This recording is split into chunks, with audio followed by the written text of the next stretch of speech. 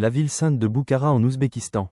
Située en Ouzbékistan, est l'une des plus anciennes cités d'Asie centrale et un centre historique majeur de la civilisation islamique. Elle est souvent qualifiée de ville sainte, et certains la considèrent comme la quatrième ville la plus sacrée de l'islam, après la Mecque, Médine et Jérusalem, bien que ce classement varie selon les traditions et les écoles. Cette ville sainte a connu son apogée entre le 9e et le 13e siècle, devenant un centre religieux, culturel et intellectuel de premier plan dans le monde musulman. À l'époque abbasside, puis sous les dynasties samanides et timourides, la ville abritait des centaines de mosquées, madrasas et bibliothèques. Elle était surnommée la coupole de l'islam, Quba al-Ilam, en raison de la densité de ses institutions religieuses.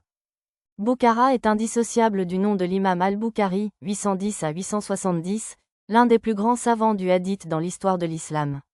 Né près de Boukhara, dans le village de Kartank, il y a commencé ses études religieuses avant de voyager à travers le monde musulman pour collecter les paroles authentiques du prophète Mohammed, paix et bénédiction sur lui. Son ouvrage, le Sahih al-Bukhari, est considéré comme l'un des recueils les plus fiables de hadith. Même si l'imam al-Bukhari est mort et enterré dans une autre ville, Samarcande, son lien avec Boukhara reste fort et symbolique, renforçant le statut religieux de la ville. Boukhara conserve de nombreux monuments historiques qui témoignent de sa grandeur religieuse et culturelle.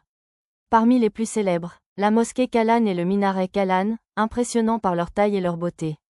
La madrasa Miri arabe, un centre d'enseignement religieux encore actif. Le complexe de poids Kallan, au cœur de la vieille ville. Le mausolée d'Ismaïl Samani, joyau de l'architecture islamique du Xe siècle.